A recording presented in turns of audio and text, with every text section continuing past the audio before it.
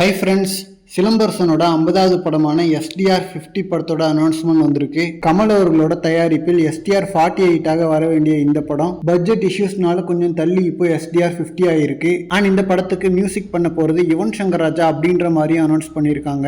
So Yuvan STR காம்போனாலே ஒரு ஓஜியான combo. கடந்த காலகட்டங்களில் எவர் கிரீன் சாங்ஸா கொடுத்துருக்காங்க. பட் யுவன் இப்போ அந்த பிரைம் ஃபார்ம்ல இல்லைனாலும் இந்த படம் மூலயமா திரும்ப ஒரு கம்பேக் கொடுக்கறதுக்கான வாய்ப்புகள் இருக்கு. அண்ட் இந்த படத்துக்கு லியோ படத்தோட கேமராமேன் மனோஜ் பிரமாம்சா அவர்களை கேமராமேனா போட்டிருக்காங்க. ஏன்னா இந்த படம் பாகுபலி மாதிரி ஒரு வரலாற்று படம்ன்றதால இதுல நிறைய விஎஃப்எக்ஸ் ஒர்க்லாம் இருக்கு. ஸோ விஎஃப்எக்ஸ்ல பயங்கர நாலேஜ் உள்ள ஒரு கேமராமேன்னா அது மனோஜ் பிரமாம்சா அவர்கள் தான். லியோவிலேயே ஹைனா சீக்வன்ஸ் அண்ட் கார் சேசிங் சீக்வன்ஸ்லாம் அவர் பயங்கரமா பண்ணியிருப்பாரு. அண்ட் இந்த படத்துக்கு ஆரம்பத்தில இருந்து ப்ரொடியூசர் பிரச்சனை வந்துகிட்டே இருந்ததால இப்போ எஸ்டிஆரே இறங்கி ப்ரொடியூஸ் பண்றாரு ஓனா. ஸோ அந்த அளவுக்கு இந்த படத்து மேல அவருக்கு மிகப்பெரிய ஒரு நம்பிக்கை இருக்கு. அண்ட் அவருக்கு மட்டும் இல்ல, என்னையும் சேர்த்து நிறைய சினிமா ஃபேன்ஸுக்கும் இந்த படத்து மேல ஒரு மிகப்பெரிய எதிர்பார்ப்பு இருக்கு. ஏன்னா இந்த படத்தை இயக்க போறது கண்ணும் கண்ணும் கொள்ளையடித்தால் அப்படின்னு ஒரு தரமான படத்தை கொடுத்த தேசிங்கி பெரியசாமி அவர்கள் தான். முதல் படத்திலே அவர் எப்படிப்பட்ட இயக்குனர் அப்படின்றத ப்ரூவ் பண்ணிட்டாரு. கண்ணும் கண்ணும் கொள்ளையடித்தால் பயங்கர என்கேஜிங்கான ஒரு டெக்கி த்ரில்லரா இருந்துச்சு. அதுவும் பொதுவா முதல் படம் பண்ற இயக்குனர்கள்லாம் 5 கோடியில ரொம்ப சின்ன படமா தான் பண்ணுவாங்க.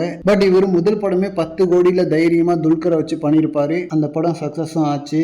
ஸோ அதுக்கடுத்து 2வது படமே 100-150 கோடி பட்ஜெட்ல வர்ற மாதிரியான ஒரு ஹிஸ்டாரிக்கல் கதையை எழுதியிருக்காரு. அண்ட் அதுவும் இந்த கதையில ஃபர்ஸ்ட் ரஜினி அவர்கள் நடிக்க வேண்டியது. ரஜினி அவர்கள் நடிச்ச அவரோட சேலரி எல்லாம் சேர்த்து படத்தோட பட்ஜெட் ரொம்ப அதிகமா போச்சுன்றதால இந்த படம் கை மாறி எஸ்டிஆர் கையில வந்துடுச்சு. அதுவும் இது ஹிஸ்டாரிக்கல் படம்ன்றதால ரஜினி அவர்களோட ஹெல்த்துக்கு இதை பண்றது கொஞ்சம் கஷ்டம். ஸோ எஸ்டிஆர் மாதிரி ஓரளவுக்கு எங்க ஒரு ஆக்டர் இதில் நடிக்கிறது தான் கரெக்டான ஒரு விஷயம். அண்ட் இது அவரோட 50வது படமாகவும் மாறினது இன்னொரு சூப்பரான விஷயம். இந்த அனௌன்ஸ்மெண்ட் போஸ்டரே பார்த்தீங்கன்னா கிட்டத்தட்ட 1001 போஸ்டர் மாதிரி இருக்கு. டெஃபினட்டா தமிழ் சினிமாவோட பாகுபலியா இது இருக்கிறதுக்கான எல்லா வாய்ப்புகளும் இருக்கு. ஆல்ரெடி தமிழ் சினிமாவில் பார்த்தீங்கன்னா புலி, பொன்னியின் செல்வன், கங்குவா இந்த மாதிரி ரொம்ப சில ஹிஸ்டாரிக்கல் சப்ஜெக்ட்ஸ் தான் ட்ரை பண்ணிருக்காங்க. அதுல ஓரளவுக்கு வெற்றி பெற்றதுன்னா பொன்னியின் செல்வன் தான். பட் பொன்னியின் செல்வனையும் இன்னும் பயங்கரமா பண்ணிருக்கலாம். பட் பொன்னியின் செல்வன் மணிரத்னம் அவர்கள் டைரக்ட் பண்ணதால கொஞ்சம் கமர்ஷியலா என்டர்டெய்னிங்கா இல்லாம ஒரு டிராமா மாதிரி ட்ரீட் பண்ணிட்டாரு. ஸோ கண்ணும் கண்ணும் கொள்ளையடித்தால் படம் பார்த்தீங்கன்னா கண்டென்ட் சூப்பரா இருக்கும். அதை பயங்கர என்கேஜிங்கா கமர்ஷியலாவும் சொல்லியிருப்பாரு. ஸோ அதனால பாகுபலி மாதிரி ஒரு ஹிஸ்டாரிக்கல் படம் எடுக்க தேசிங்கி பெரியசாமி ஒரு கரெக்டான சாய்ஸ்.